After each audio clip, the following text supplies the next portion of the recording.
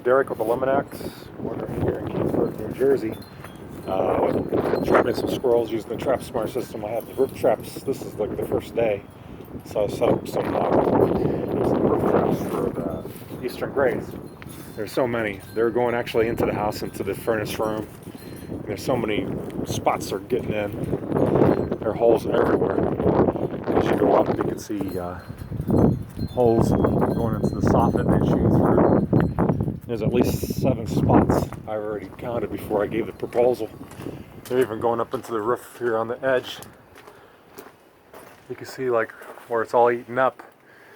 So, and there's also spots that you can't really tell unless you have a little bit of experience. You know how many cracks and holes that they can actually squeeze through naturally without chewing a hole physically. They can squeeze into any kind of gaps with drip edges. Roofers are lazy, they don't put drip edges down. And little gaps and holes like this. Let's see.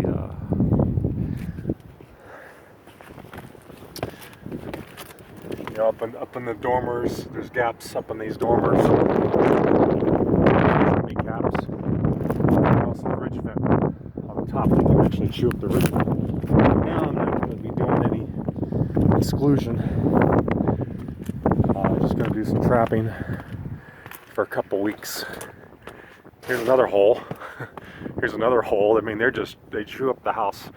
So when you hire a company and they just do a simple, like a one-way exclusion, it's, you know, people like to go that route because it's a little cheaper than a trapping program, where they'll put like a one-way over one hole and then seal up whatever holes they can find, but don't do any trapping. So you have like 6 or 8 angry squirrels that want to get back into your house, and they can just chew a hole like that in a day's time.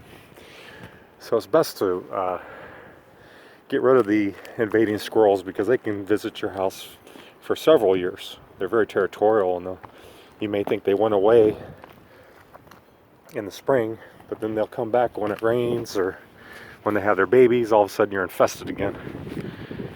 So it's a vicious circle, vicious cycle. So what here we have our friends after just our first day. Oh, he's growing at me. I have these special enclosures, so it's out of view. They're out of the elements. When I trap them, they can be safe out of the wind and snow and rain in these units that I invented. There's all kinds of different sizes for different traps. Then we use the Trap Smart system, so it lets us know.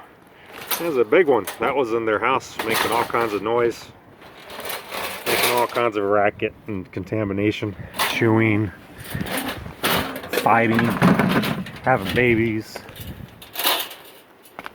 making a big mess in your house. I mean, these are like the worst things to have in your house. Your house is not designed to hold a zoo.